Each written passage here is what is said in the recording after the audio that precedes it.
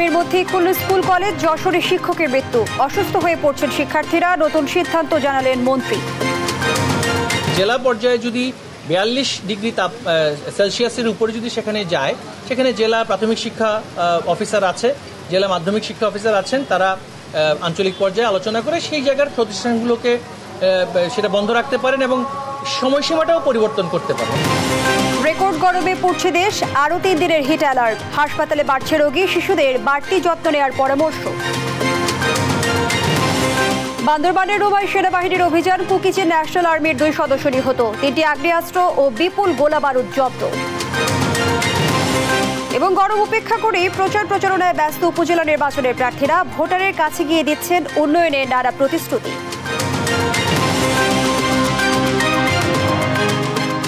আমন্ত্রণ সংবাদ রাতে, দেখছিলেন সংবাদ শিরোনাম, সঙ্গে আছি আমি ফারনাজ জুই। তীব্র দাবদাহে 7 দিন বেশি বন্ধের পর রোববার খুলেছে শিক্ষা প্রতিষ্ঠান। হিট অ্যালার্টের মধ্যে স্কুল কলেজ খোলার প্রথম দিনে উপস্থিতি অনেকটাই কম। নোয়াখালী সহ বিভিন্ন জেলায় তীব্র গরমে অনেক শিক্ষার্থী অসুস্থ হয়ে পড়েছেন। যশোরে হিট স্ট্রোকে এক শিক্ষকের মৃত্যুর খবর এসেছে। পড়াশোনার ধারাবাহিকতা বজায় রাখতে তীব্র গরমে স্কুলে পাঠালেও উদ্বিগ্ন অভিভাবক। আর স্কুল খোলা থাকলেও মর্নিং শিফটে ক্লাস করানোর দাবি শিক্ষার্থীদের।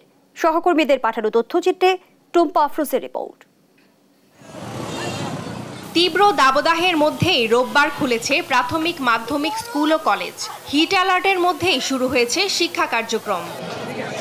বরিশালে দাবদাহে ক্লাস করা কষ্টকর বলে জানান শিক্ষার্থীরা। আমাদের আজকে বরিশাল জেলা স্কুলে সকাল 7টা থেকে বিদ্যালয় শুরু হয়েছে এবং এই বিদ্যালয়ে এসে আমরা আজকে দেখতে পাচ্ছি যে প্রচন্ড গরম। আর কি ফ্যান কাজ করতেছে না, কষ্ট হইতেছে, কি ফ্যানে বাতাস নাই। পড়াশোনার ধারাবাহিকতা বজায় রাখতে স্কুলে পাঠালেও উদ্বিগ্ন অভিভাবকরা। গরম তো, তাই বাচ্চাদের মানে সমস্যা হয়ে যায়। কষ্ট হওয়ার কথাই, কিন্তু আর কদিন বন্ধ রাখলে ভালো হইতো, অথবা হাফ ক্লাস নিলে ভালো হইতো। শিক্ষার্থীরা যেন স্বচ্ছন্দে ক্লাস করতে পারে, এজন্য নানা পদক্ষেপ নেয়ার কথা জানিয়েছে কর্তৃপক্ষ। বাড়িতে SMS দিয়েছি, বাড়িতে যেন মা বাবা তাদেরকে বলে দেয় গরমের মধ্যে টিফিন পিরিয়ডে যেন বের না হয়। তারপরে আমরা ক্লাসে নোটিশ দিয়েছি, বাড়ি থেকে একটা বোতল পানি নিয়ে আসতে বলছি এবং পানি ফুরিয়ে গেলে আমরা যে সুপেয় পানির ব্যবস্থা করেছি সেখান থেকে যেন পানি নেয়। নোয়াখালীর হাতিয়া ও বেগমগঞ্জে 2টি শিক্ষা প্রতিষ্ঠানে প্রচণ্ড গরমে 18 জন শিক্ষার্থী অসুস্থ হয়ে পড়েছে। সকালে হাতিয়া জনকল্যাণ শিক্ষা প্রতিষ্ঠান হাই স্কুল এবং বেগমগঞ্জ আমানুল্লাপুরের জয়নারায়ণপুর ইসলামিয়া ফাজিল মাদ্রাসায় এ ঘটনা ঘটে।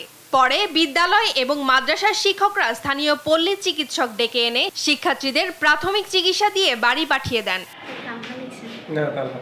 যশোরে তীব্র তাপদাহে ধান কাটতে গিয়ে গরমে অসুস্থ হয়ে জেলা সদরের আমদাবাদ হাই স্কুলের শিক্ষক আহসান হাবিবের মৃত্যু হয়েছে। শিক্ষা প্রতিষ্ঠান খোলার পর মর্নিং শিফটে ক্লাস করার দাবি করছেন শিক্ষার্থীরা। শিক্ষকরাও এর সাথে একমত পোষণ করেছেন। গাজীপুরে স্কুল খোলার প্রথম দিনে উপস্থিতি কিছুটা কম থাকলেও দীর্ঘদিনের ছুটি শেষে খেলাধুলায় মেতে ওঠে শিক্ষার্থীরা। সকালে ক্লাসে আমাদের খুবই ভালো লাগছে, আমাদের বেশি গরম লাগছে না, আমরা সবসময় পানি খাচ্ছি। কিন্তু বাসা থেকে এই স্কুলেই বেশি ভালো লাগতেছে, ম্যামরা আমাদের অনেক কেয়ার নিচ্ছে, মাঝে মাঝে স্যালাইন দিচ্ছে, পানি দিচ্ছে। হিট অ্যালার্ট পরিবর্তন না হলে শিক্ষার্থীদের মাঠে নিয়ে অ্যাসেম্বলি করানো হবে না বলে জানান শিক্ষকরা। আমাদের শিশুরা যাতে আমাদের মাঠে ঘোরাফেরা না করে, আমরা সেদিকেও অনেক সচেতন দৃষ্টি দিচ্ছি, যাতে ওরা মাঠে ঘোরাফেরা না করে, সবসময় ক্লাসরুমে অবস্থান করে। ময়মনসিংহে অসহনীয় গরমেও স্কুলে এসে খুশি শিক্ষার্থীরা। এদিকে দেশের রেকর্ড তাপমাত্রা চুয়াডাঙ্গাতেও শিক্ষা প্রতিষ্ঠান খুলেছে, তবে শিক্ষার্থীর উপস্থিতি খুব কম দেখা গেছে। আমাদের ক্লাসে মোট 77 জনের মধ্যে আমরা এখন 5 জন উপস্থিত আছি। এত গরমে ক্লাস 10টায় শুরু হওয়ার কারণে এত গরমে আমরা স্কুলে উপস্থিত হতে পারছি না। তীব্র দাবদাহে গত 21 এপ্রিল থেকে 25 এপ্রিল পর্যন্ত বন্ধ ছিল শিক্ষা প্রতিষ্ঠান। টুম্পা আফরোজ, নিউজ ডেস্ক, দেশ টিভি। এদিকে রাজধানীতেও একই অবস্থা, সন্তানকে স্কুলে দিয়ে উদ্বিগ্ন অভিভাবক। তবে কেউ কেউ বলেছেন সরকারের সিদ্ধান্তই সঠিক। শিক্ষামন্ত্রী বলেছেন তাপমাত্রা অসহনীয় হলে কর্তৃপক্ষ স্কুল বন্ধের সিদ্ধান্ত নিতে পারবেন। কায়েস রাহাতকে সঙ্গে নিয়ে বিস্তারিত জানাচ্ছেন জুবায়ের রাজিন। পবিত্র রমজান ও ঈদের ছুটি শেষ না হতেই প্রচণ্ড দাবদাহের কারণে 1 সপ্তাহ ছুটি দেওয়া হয় শিক্ষা প্রতিষ্ঠানগুলো। চলমান তাপ প্রবাহের মধ্যে রোববার থেকে খুলেছে প্রাথমিক, মাধ্যমিক ও উচ্চ মাধ্যমিক শিক্ষা প্রতিষ্ঠানগুলো। রাজধানীর বেইলি রোডে বিকারুন্নেসা স্কুলে ভোর থেকেই ক্লাসে আসতে থাকেন শিক্ষার্থীরা। দীর্ঘদিন পর ক্লাসে ফিরে খুশি তারা।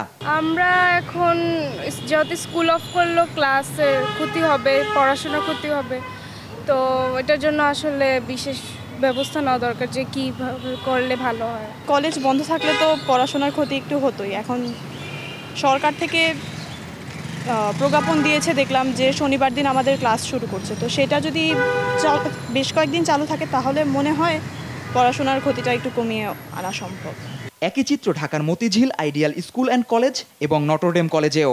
মন্ত্রণালয়ের নির্দেশনা মেনে শিক্ষার্থীরা সঙ্গে এনেছে পানির বোতলও। তাপমাত্রার কারণে অনেক পড়াশোনার অসুবিধা হচ্ছে এবং শারীরিকভাবেও নিজেদের অসুস্থ মনে হয়, অনেক অসুস্থ হচ্ছে অনেকে হয়তো বা।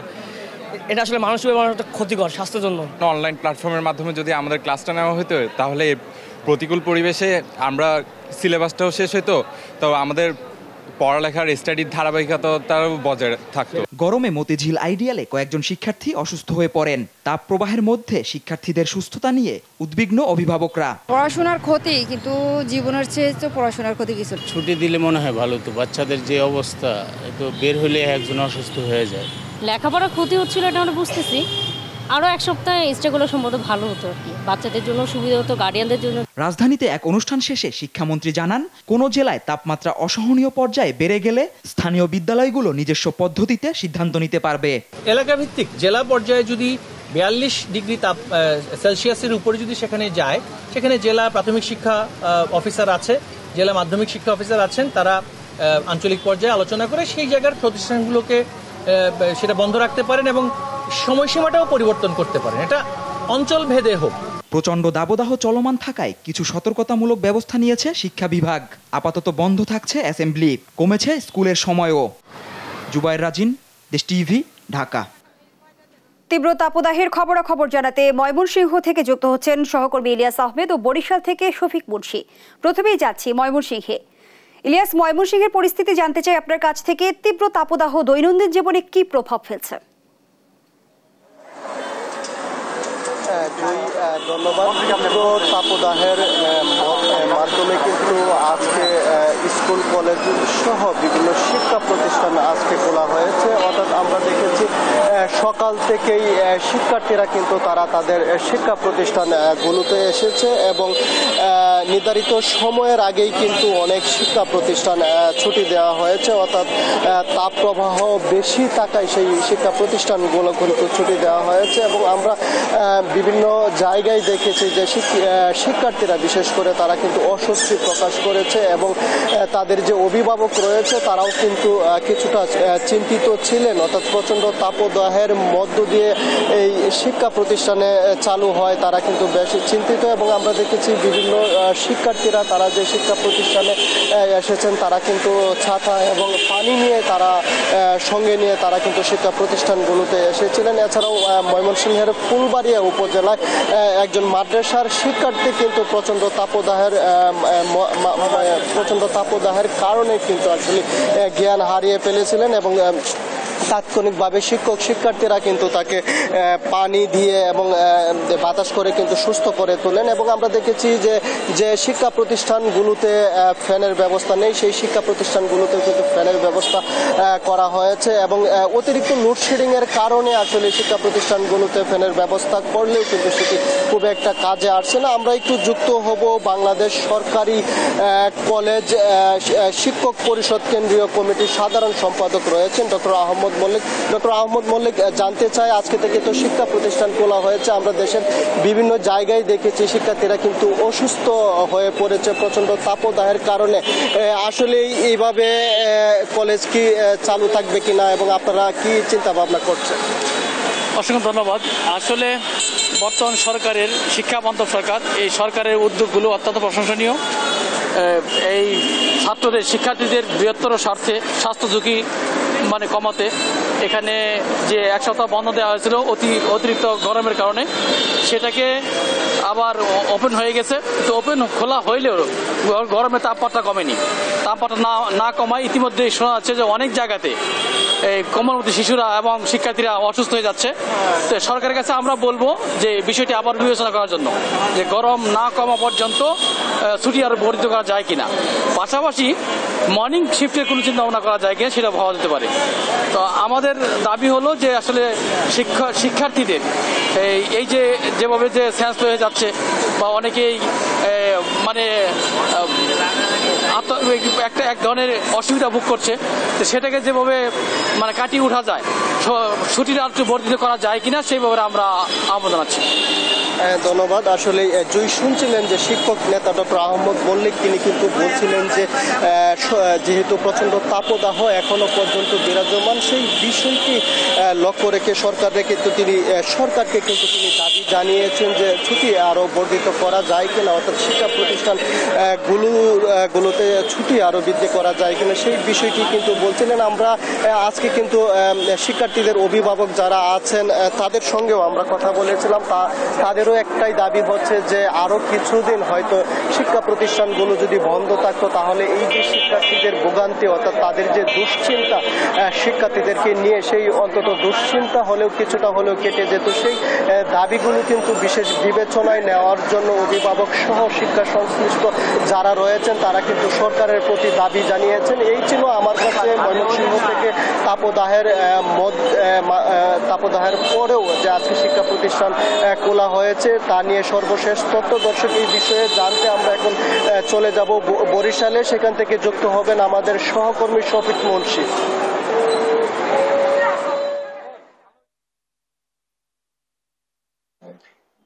ইলিয়াস, আসলে আপনি যেমনটি বলছিলেন যে বরিশালের অবস্থাও কিন্তু আসলে ময়মনসিংহ থেকে খুব একটা ভিন্ন নয়। বরিশালের 6 জেলার উপর থেকেই কিন্তু গত কয়েকদিন যাবত মাঝারি আসলে তাপদাহ বয়ে যাচ্ছে এবং আজকে কিন্তু সর্বোচ্চ যে টেম্পারেচার এখানে আসলে রেকর্ড করা হয়েছে সেটা ছিল 38 ডিগ্রি সেলসিয়াস। এবং এরই মধ্যে কিন্তু সারা বাংলাদেশের ন্যায় বরিশালেও কিন্তু স্কুল কলেজ যেগুলো আছে সেগুলো খুলে গিয়েছে এবং শিক্ষার্থীরা কিন্তু আজকে তাদের কষ্ট হলেও তারা ক্লাস কার্যক্রমে যুক্ত হয়েছে। আমরা কিন্তু সকালে ছিলাম বরিশাল জেলা স্কুলে এবং সেখানে দেখেছি কিন্তু যে ক্লাস করতে এসে কিন্তু একাধিক শিক্ষার্থীরা অসুস্থ হয়ে পড়েছে। তবু স্কুল কর্তৃপক্ষ যারা তারা আর কি আমাদেরকে বলেছে যে শিক্ষার্থীরা যেন একটু স্বাচ্ছন্দ্যে এবং স্বস্তিতে আসলে ক্লাস করতে পারে সে ব্যাপারে কিন্তু তারা বিভিন্ন ধরনের পদক্ষেপ নিয়েছে। ফ্যানগুলো সবসময় সচল রাখার ব্যবহারে তারা সচেষ্ট রয়েছে এবং সুপেয় পানি বারবার আসলে খাবার জন্য তারা বলেছে। তবে গ্রামের স্কুলগুলোই কিন্তু আসলে একটু চিত্রটা ভিন্ন ছিল। তো এই আসলে এই তাপদাহে শিক্ষার্থী যারা আছে, শিশু কিশোর যারা আছে তারা আসলে কিভাবে খুব আসলে শিক্ষা কার্যক্রমের ভিতর নিজেদেরকে মানিয়ে নিতে পারে এবং কিভাবে আসলে সুস্থ থাকতে পারে সে ব্যাপারে আমরা একটু পরামর্শ নেব একজন চিকিৎসকের কাছ থেকে। আমাদের সাথে যুক্ত হবেন বরিশাল বিশ্ববিদ্যালয়ের medical officer doctor Tanzin Hossain. আপনি আমাদেরকে বলবেন যে এই মৌসুমে এই তীব্র তাপদাহে শিশু কিশোর যারা আসলে স্কুল যাচ্ছে আর কি কলেজে যাচ্ছে তারা সুস্থ থাকার ব্যাপারে আপনার পরামর্শ কি? জি, ধন্যবাদ আপনাকে। আসলে এখন সারা বাংলাদেশেই তীব্র তাপদাহ চলছে, সেক্ষেত্রে আমাদের সন্তানদের স্কুল খুলে গিয়েছে। এই সময়টাতে সন্তানদের দিকে আমাদের খুবই নজর দিতে হবে। তাদের যে স্কুল ড্রেসটি জানি ঢিলে ঢালা হয় এবং হালকা কালারের সেই স্কুল ড্রেসগুলো পরে তারা যাবে এবং তারা জানি পর্যাপ্ত পানি পান করে সেই বিষয়ে তাদেরকে আমাদের বলে দিতে হবে এবং শিক্ষকদের সাথেও আমাদের সেই কানেকশনটি রাখতে হবে যে ক্লাসের ভিতরে জানি শিক্ষার্থীরা ঠিকঠাক মতো পানি পান করে বা তার শরীর খারাপ লাগে সে জানি তার শিক্ষককে জানায় যে আমার শরীরটা খারাপ লাগতেছে এবং সেই অনুযায়ী ব্যবস্থা নিতে হবে। জি, ধন্যবাদ আপনাকে। আমরা আসলে যেমনটি জানছিলাম যে শিক্ষার্থী যারা আছে তারা শিক্ষা কার্যক্রমে ক্লাস কার্যক্রমে অংশগ্রহণ করার ব্যাপারে যেন কিছু পদক্ষেপ গ্রহণ করে সে ব্যাপারে কিন্তু চিকিৎসকরা জানিয়েছেন। এই ছিল আমার কাছ থেকে বরিশালে এই তাপদাহের মধ্যে শিক্ষার্থীদের স্কুল কলেজ খুলে যাওয়া এবং এই ব্যাপারে সর্বশেষ খবর। শফিক মুন্সি এবং ইলিয়াস আহমেদ, আপনাদের দুজনকে ধন্যবাদ জানাচ্ছি। দর্শক, ময়মনসিংহ এবং বরিশাল থেকে তাপদাহের খবরাখবর নিয়ে যুক্ত ছিলেন সহকর্মীরা। এপ্রিলের টানা তাপ প্রবাহে অতিষ্ঠ জনজীবন। গরমের তীব্রতায় পরিস্থিতি হয়ে উঠেছে অসহনীয়। জনগণকে সতর্ক করতে সারা দেশে চতুর্থবারের মতো জারি করা হয়েছে হিট অ্যালার্ট।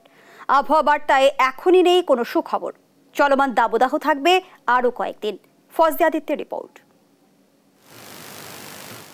সারা দেশে চতুর্থবারের মতো জারি হয়েছে হিট অ্যালার্ট। কড়া রোদ, উষ্ণ বাতাস আর তীব্র দাবদাহে বিপর্যস্ত হয়ে পড়েছে রাজধানী সহ সারা দেশের জনজীবন। এই তীব্র গরমে জীবিকার তাগিদে ঘরের বাইরে বের হয়ে বিপাকে পড়ছে সাধারণ মানুষ। অসহনীয় গরম, গাঁ পুড়ে যাচ্ছে আর কি, শরীরের ভেতরে রোদটা আর কি সহ্য হয় না। কষ্ট হচ্ছে যাওয়া আসায়, কিন্তু বাট পড়াশোনাটাও দরকার। গরম তো থাকবেই, তো গরমের মধ্যে তো পড়াশোনাও করতে হবে। আমার আজকে বের হয়ে মনে হয়েছে যে আসলে ওদের স্কুলে পাঠানোটা ঠিক হবে না, কারণ আমি নিজেই অসুস্থ হয়ে যাচ্ছি। তীব্র রোদ ও দাবদাহ উপেক্ষা করে সাধারণ মানুষের সেবা নিশ্চিতে প্রচেষ্টার কমতি নেই ট্রাফিক পুলিশ থেকে শুরু করে বিভিন্ন সেবা সংস্থার। গরমের মধ্যে যারা একদম অসুস্থ হয়ে আছে তারা আমাদের বিশ্রামাগারে বিশ্রাম করতে পারবেন এবং সাথে সাথে আমরা পানি দিয়ে থাকি তাদেরকে। আমি এখানে অনেক আরাম পাইছি, বসে 5 মিনিট বসছি, আমাকে পানি দিয়ে আপ্যায়ন করছে, আমি অত্যন্ত খুশি হয়েছি। বর্তমান যে তাপমাত্রা, যে তাপদাহর যে অবস্থা, আসলে ডিউটি করা সত্যিকার অর্থে এটা খুব প্রতিকূল অবস্থা আমাদের জন্য। এদিকে আবহাওয়া অধিদপ্তর বলছে চলমান দাবদাহ থাকবে আরও বেশ কিছুদিন, তবে মে মাসের শুরুতে বৃষ্টিপাত হওয়ার সম্ভাবনা রয়েছে। এখন পর্যন্ত আমাদের দেশে যে সর্বোচ্চ তাপমাত্রা পেয়েছে এটা 42.7 ডিগ্রি। গত 26 এবং 27 তারিখে এটা চুয়াডাঙ্গা, যেহেতু কাছাকাছি 8.3 ডিগ্রি, এটা হতে পারে 43-এর কাছাকাছি যেতে পারে। তার এখনই তো 43-এর কাছাকাছি, 42.7 এটা ক্রস করতে পারে, করবে এটা বলা যাচ্ছে, তবে করার সম্ভাবনা আছে। গত 24 ঘন্টায় সারা দেশে বৃষ্টিপাত রেকর্ড করা হয়েছে সিলেটে 84 মিলিমিটার। তবে বৃষ্টির ভারী বর্ষণ হলে তাপমাত্রা 4 থেকে 5 ডিগ্রি কমবে বলে জানিয়েছে আবহাওয়া অধিদপ্তর। ফজলে আদিত্য, দেশ টিভি, ঢাকা। দাবদাহের মাঝে হবিগঞ্জ ও মৌলভীবাজারে কালবৈশাখী ঝড় ও শিলাবৃষ্টি হয়েছে। রোববার বিকেল 3টার দিকে হবিগঞ্জে নবীগঞ্জ, গজনাইপুর, দেবপাড়া ও পানিউমদা ইউনিয়ন সহ বিভিন্ন এলাকায় কালবৈশাখী ঝড় ও শিলাবৃষ্টি শুরু হয়। তবে 2 ধাপের এই শিলাবৃষ্টিতে অনেকের ঘরের চাল ফুটো হয়ে যাওয়া সহ ফসলের ক্ষয়ক্ষতি হয়েছে। এছাড়া মৌলভীবাজার সদর, শ্রীমঙ্গলের আংশিক কমলগঞ্জের কিছু এলাকায় বিকেল 3টার দিকে শিলাবৃষ্টি হয়। এ সময় বৃষ্টিপাত রেকর্ড করা হয় 17.8 মিলিমিটার। তবে এতে তেমন ক্ষয়ক্ষতি হয়নি। হবিগঞ্জ থেকে সরাসরি যোগ দিচ্ছেন সহকর্মী আমির হামজা। হামজা, টানা দাবদাহের পর বৃষ্টি কতটা স্বস্তি এনেছে জানতে চাই।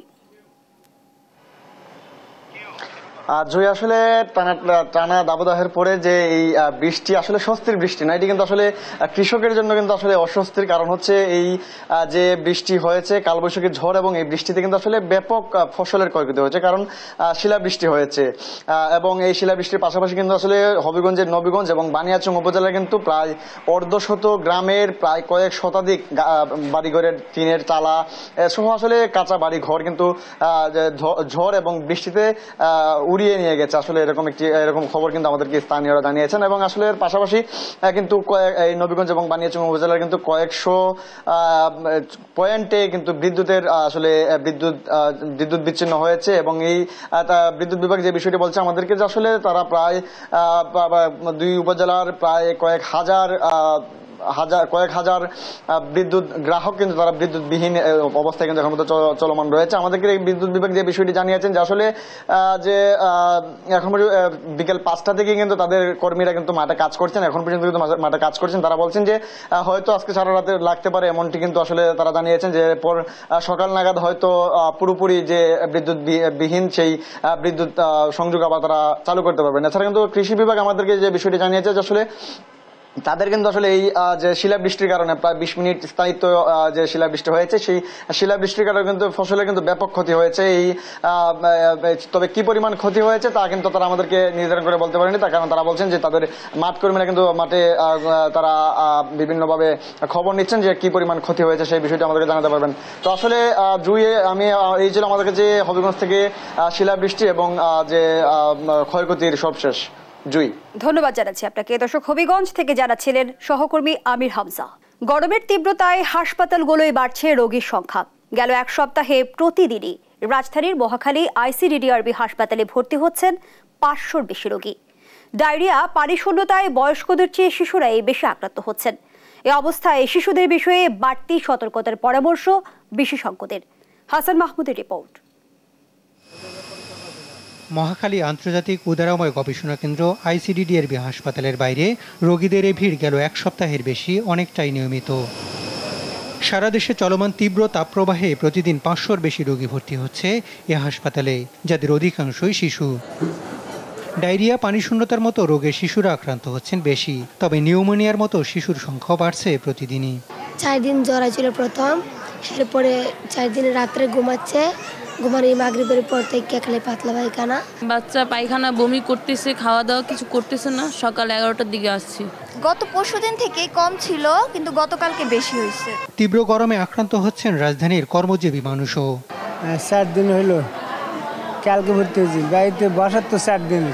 বমি হয় না, পাতলা পায়খানা গত রাত থেকে একটু বেশি, গত রাতে প্রায় 7-8 বার গেছে। এখন 11টার দিকে আইসা আল্লাহর রহমতে এখন আর পায়খানাও আর হয়েছে না, আল্লাহর মতে ভালো আছে।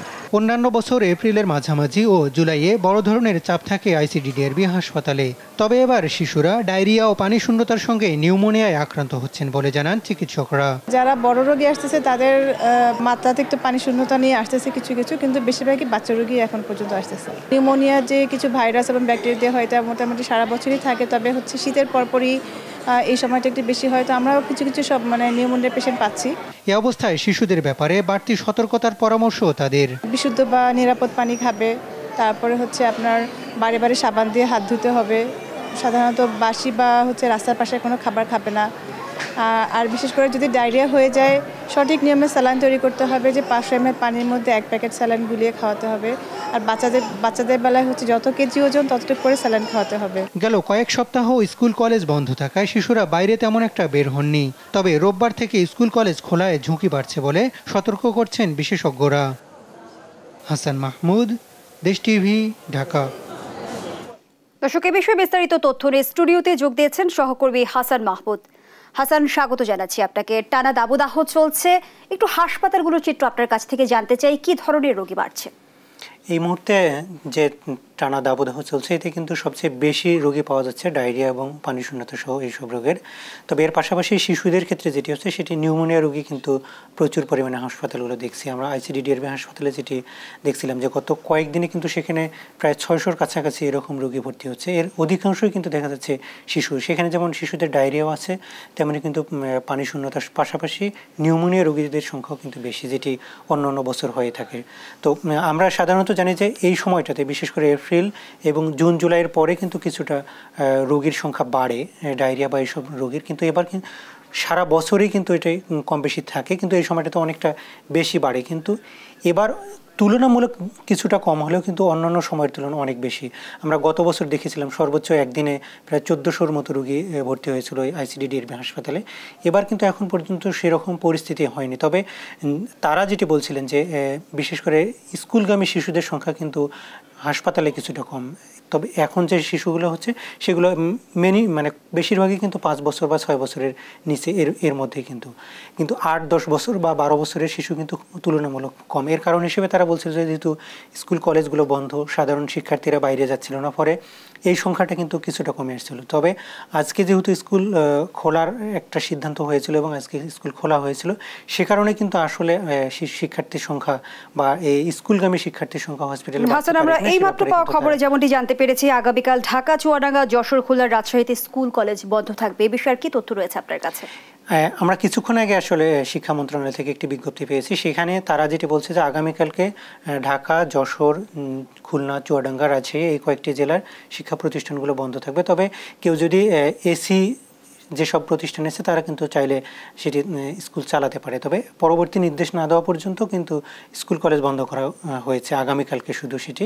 এর পরবর্তী আসলে পরের দিনগুলোতে কী হবে সেটার ব্যাপারে কিন্তু আগামীকালকে জানানো হবে বলে জানানো হয়েছে, যদিও সেটি এক্সটেন্ড করবে বলে আমাদের কাছে প্রাথমিকভাবে মনে হচ্ছে।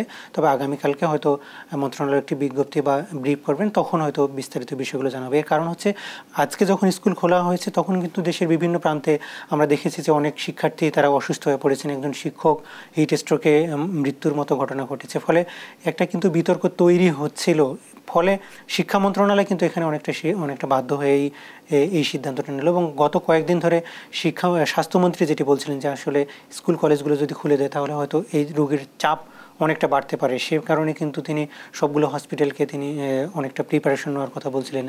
সেগুলো ব্যাপারে কিন্তু সবগুলো বিষয় নিয়েই কিন্তু আগামীকালকে শিক্ষা প্রতিষ্ঠান বন্ধ করার কথা বলেছে। যদিও এর আগেও দুপুরের দিকে শিক্ষামন্ত্রী যেটি বলছিলেন যে যেহেতু সারা দেশে তাপমাত্রা আসলে সব জায়গায় সমান না, বিশেষ করে যেগুলোতে 42 ডিগ্রি সেলসিয়াস তাপমাত্রা থাকবে সেগুলোও কিন্তু তারা স্থানীয়ভাবে চাইলে বন্ধ করতে পারেন। তারই অংশ হিসেবে আমরা দেখলাম আজকে যে খুলনা ওদিকে চুয়াডাঙ্গা এবং যশোরে কিন্তু 42 ডিগ্রি সেলসিয়াস তাপমাত্রা বেশি ছিল। ফলে এই সিদ্ধান্তটা কিন্তু আমরা সন্ধ্যার পরেই কিন্তু কিছুক্ষণ আগে আমরা পেলাম। হাসান, এই গরমে সুস্থ থাকতে কি করণীয়? জনস্বাস্থ্যবিদদের সঙ্গে আপনার কথা হয়েছে কিনা, তারা কি পরামর্শ দিচ্ছেন?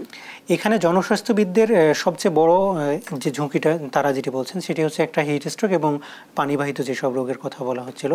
তো হিট স্ট্রোক থেকে বাঁচার জন্য সবচেয়ে বড় উপায় হচ্ছে যতটা সম্ভব রোদ এড়িয়ে চলা এবং সরাসরি রোদ যাতে গায়ে না লাগে সে ব্যাপারে সতর্ক থাকা, বিশেষ করে সুতি কাপড় পরা এবং যদি সম্ভব হয় ছাতা ব্যবহার করা। যদি একান্ত সম্ভব না হয় তাহলে কিছুক্ষণ পর পর আসলে ছায়াযুক্ত স্থানে এসে কিছুটা বিশ্রাম নিয়ে পানি পান করে যাওয়া। এবং সবচেয়ে বড় বিষয় বলা হচ্ছে যে বাইরে যেসব খাবার সেগুলোকে যতটা সম্ভব এড়িয়ে চলা এবং কোনোভাবে যেন না হয় সে ব্যাপারে কিন্তু জনস্বাস্থ্যবিদরা বলছেন। কারণ হচ্ছে বাইরের খাবারগুলো আমরা দেখছি প্রচণ্ড গরমে খুব দ্রুত সময়ের মধ্যে এগুলো নষ্ট হয়ে যাচ্ছে। যখন এগুলো খাচ্ছে তখন কিন্তু ডায়রিয়ার মতো ব্যাকটেরিয়ার সংক্রমণ হচ্ছে, ফলে মানুষ কিন্তু অসুস্থ হয়ে পড়ছে। এবং হিট স্ট্রোক থেকে বাঁচার আরেকটা সবচেয়ে বড় উপায় হচ্ছে যে যদি কেউ এরকম হিট স্ট্রোকে আক্রান্ত হয়, অর্থাৎ ব্লাড প্রেশার নেমে যায়, তখন কিন্তু তাকে দ্রুত সময়ে ছায়াযুক্ত স্থানে নিয়ে তাকে বাতাস করা এবং পানি ছিটিয়ে আসলে ঠান্ডা করার ব্যবস্থা করতে বলছেন বিশেষজ্ঞরা। হাসান, আপনার কাছে শেষ প্রশ্ন, আবহাওয়া নিয়ে কোনো সুখবর কি আবহাওয়া অধিদপ্তর দিতে পেরেছে? এখন পর্যন্ত আবহাওয়া অধিদপ্তর কোনো সুখবর দিতে পারেনি। তবে আমরা গত কয়েকদিন থেকে যেটা আমরা জানছিলাম যে এপ্রিলের পরে অর্থাৎ মে মাসের প্রথম সপ্তাহে হয়তো বৃষ্টি হতে পারে, সেক্ষেত্রে হয়তো কিছুটা তাপমাত্রা কমতে পারে। তবে এখন পর্যন্ত আরও যে 2-3 দিন আমরা এটি অব্যাহত থাকবে বলে মনে হচ্ছে। কারণ শুধু বাংলাদেশ না, বাংলাদেশের বাইরে যেসব জায়গাগুলোতে আছে, বিশেষ করে ভারতের কয়েকটি অঙ্গরাজ্যে আসলে প্রচুর পরিমাণে তাপমাত্রা আমাদের থেকেও অনেক বেশি। সে কারণে কিন্তু খুব দ্রুত সময়ের মধ্যে তাপমাত্রা কমার আসলে সেরকম সম্ভাবনা দেখা যাচ্ছে না। যদিও চট্টগ্রাম বা সিলেট অঞ্চলে কিছুটা আমরা বৃষ্টিপাত দেখছি, সেখানে হয়তো তাপমাত্রা কম থাকবে। তবে এদিকে খুলনা, রাজশাহী, ঢাকা এবং সিলেট সহ এইসব অঞ্চলে কিন্তু তাপমাত্রা খুব সহসা আসলে কমছে না। এটি আমাদের কাছে এখন পর্যন্ত আবহাওয়া অধিদপ্তর থেকে বলা হচ্ছে। অসংখ্য ধন্যবাদ জানাচ্ছি সহকর্মী হাসান মাহমুদ। দর্শক, এতক্ষণ স্টুডিওতে কথা বলছিলাম সহকর্মী হাসান মাহমুদের সঙ্গে। বান্দরবানের সেনাবাহিনীর সঙ্গে কেএনএফ এর সংঘর্ষে সংগঠনটির 2 সদস্য নিহত হয়েছে। এই ঘটনায় 2 জনকে আটক করা হয়েছে। পুলিশ জানায় রোববার সকালে রোমা থানচি সীমান্তের বাকলাই এলাকায় 2টি মরদেহ পড়ে থাকতে দেখেন স্থানীয়রা। মরদেহ দুটি কেএনএফ এর পোশাক পরা থাকায় তাদের সংগঠনটির সদস্য বলে ধারণা করা হচ্ছে। পরে ঘটনাস্থলে গিয়ে লাশের সুরতহাল করার পর বান্দরবান সদর হাসপাতালের মর্গে পাঠানো হয়। ঘটনাস্থলে সেনাবাহিনীর নেতৃত্বে যৌথ বাহিনী তল্লাশি চালায়। সেখান থেকে বেশ কিছু অস্ত্র, গুলি ও সন্ত্রাসীদের ব্যবহৃত সরঞ্জাম জব্দ করা হয়েছে।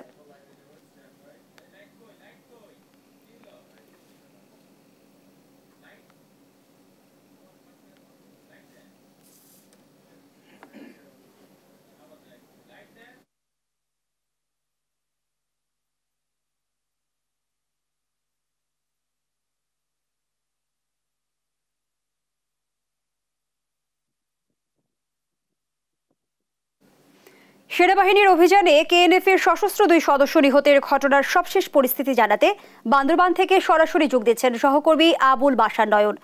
নয়ন, সেনাবাহিনীর অভিযান নিয়ে বিস্তারিত কি তথ্য রয়েছে আপনার কাছে, জানাবেন আমাদের। ধন্যবাদ। আসলে গত 2 তারিখ বান্দরবানের রুমা এবং থানচি উপজেলায় ব্যাংক লুটের ঘটনার পর পাহাড়ে যে যৌথ অভিযান শুরু হয়েছে, এই যৌথ অভিযানের সবচেয়ে বড় সফলতা আমরা গতকাল রাতের অভিযানের মাধ্যমে দেখতে পেয়েছি।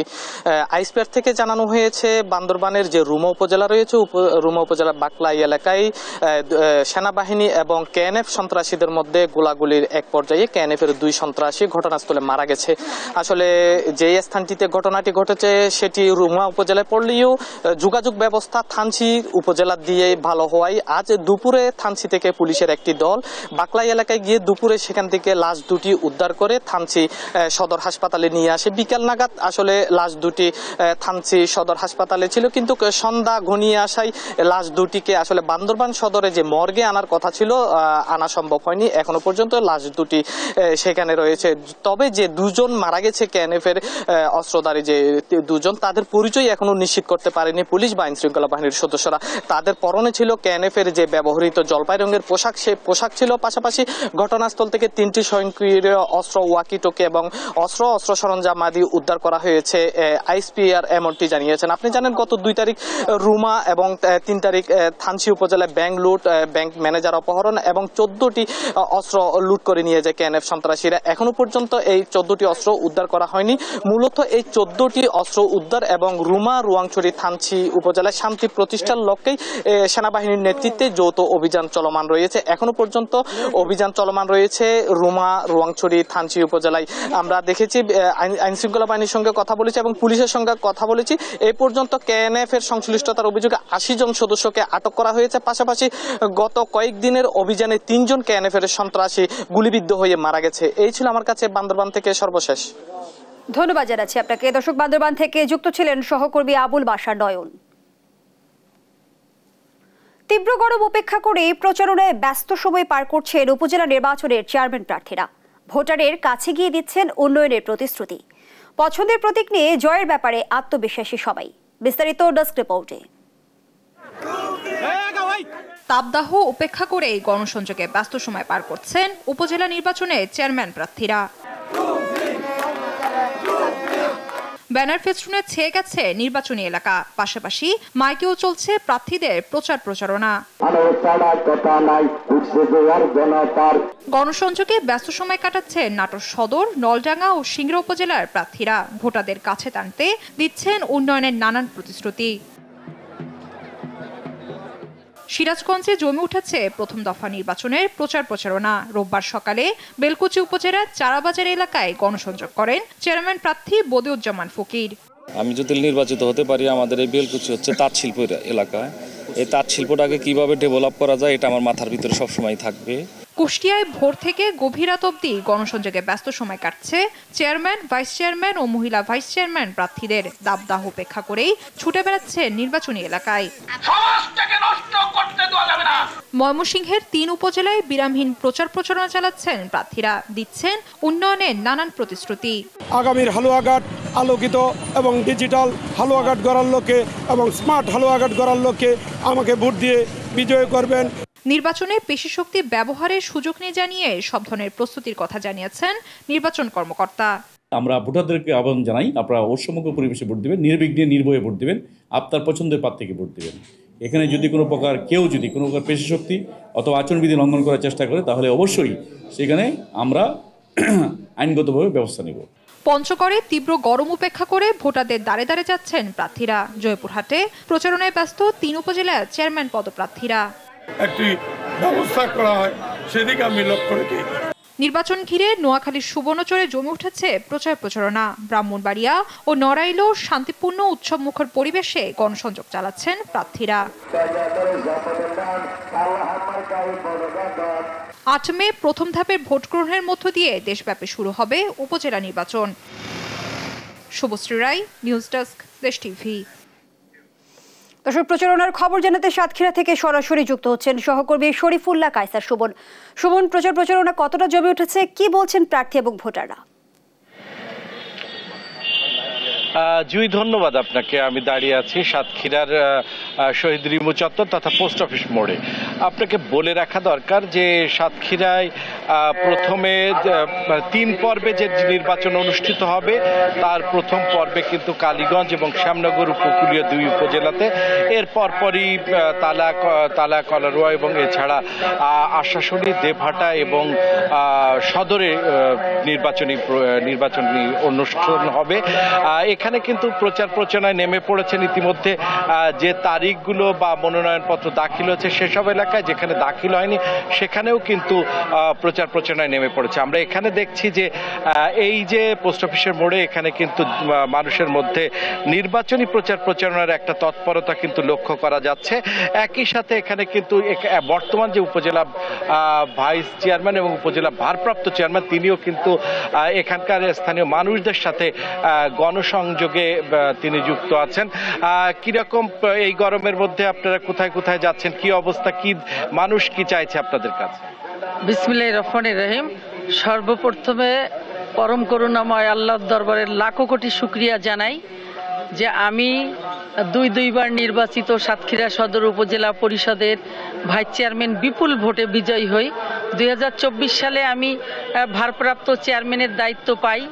আমি আবারও ভাইস চেয়ারম্যান প্রার্থী হিসাবে নির্বাচন করার জন্য মানে সর্বস্তরে যাওয়ার চেষ্টা করি বা যাচ্ছিও।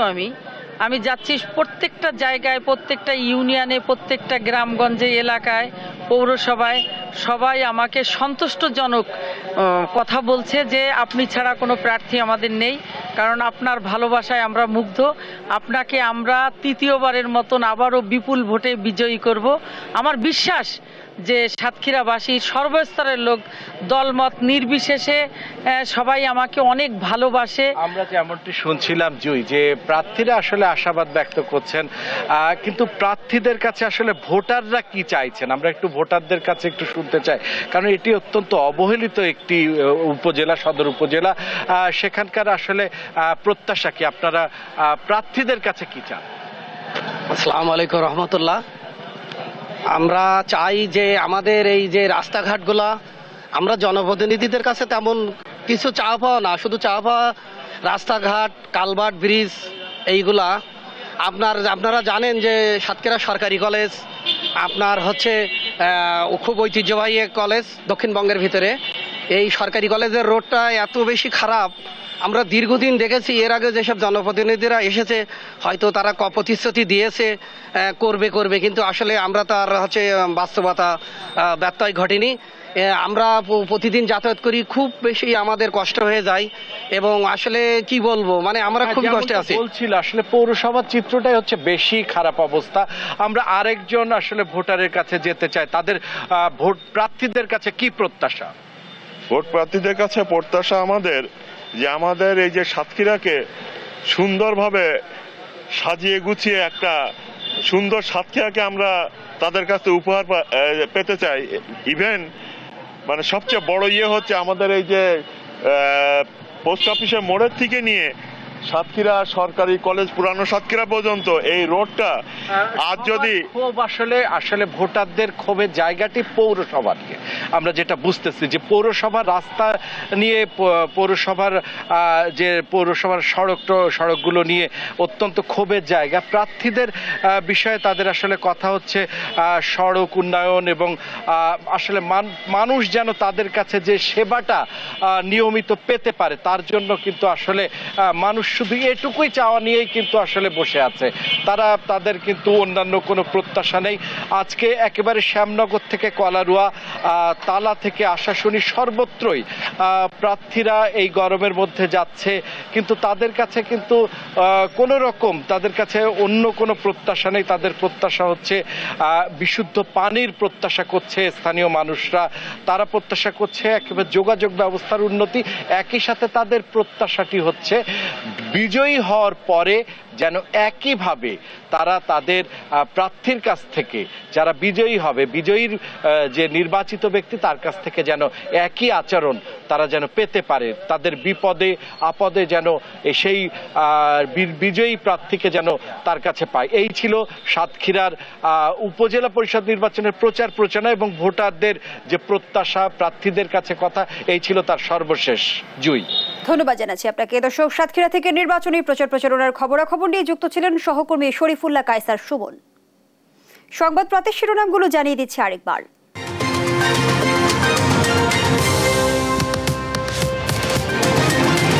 তীব্র গরমের মধ্যে খুলল স্কুল কলেজ, যশোরে শিক্ষকের মৃত্যু, অসুস্থ হয়ে পড়ছেন শিক্ষার্থীরা, নতুন সিদ্ধান্ত জানালেন মন্ত্রী। জেলা পর্যায়ে যদি 42 ডিগ্রি সেলসিয়াসের উপরে যদি সেখানে যায়, সেখানে জেলা প্রাথমিক শিক্ষা অফিসার আছে, জেলা মাধ্যমিক শিক্ষা অফিসার আছেন, তারা আঞ্চলিক পর্যায়ে আলোচনা করে সেই জায়গার প্রতিষ্ঠানগুলোকে সেটা বন্ধ রাখতে পারেন এবং সময়সীমাটাও পরিবর্তন করতে পারেন। রেকর্ড গরমে পুড়ছে দেশ, আরো 3 দিনের হিট অ্যালার্ট, হাসপাতালে বাড়ছে রোগী, শিশুদের বাড়তি যত্ন নেওয়ার পরামর্শ। বান্দরবানের রুমায় সেনাবাহিনীর অভিযান, কুকিচের ন্যাশনাল আর্মি 2 সদস্য নিহত, 3টি আগ্নেয়াস্ত্র ও বিপুল গোলাবারুদ জব্দ। এবং গরম উপেক্ষা করেই প্রচার প্রচারণায় ব্যস্ত উপজেলা নির্বাচনের প্রার্থীরা, ভোটারের কাছে গিয়ে দিচ্ছেন উন্নয়নের নানা প্রতিশ্রুতি। এই ছিল এখনকার সংবাদ রাত, পরের বুলেটিন দেখার আমন্ত্রণ রইল। এছাড়া দেশ টিভির সর্বশেষ সব খবর পেতে ভিজিট করুন দেশ.টিভি। ফেসবুকে আমাদের সঙ্গে যুক্ত থাকুন দেশ টিভি অথবা দেশ টেলিভিশন পেজে। সর্বশেষ ভিডিও পেতে ইউটিউবে আমাদের হ্যান্ডেল @দেশ টেলিভিশন অথবা @দেশ টিভি নিউজ থেকে সার্চ করুন। ধন্যবাদ সবাই।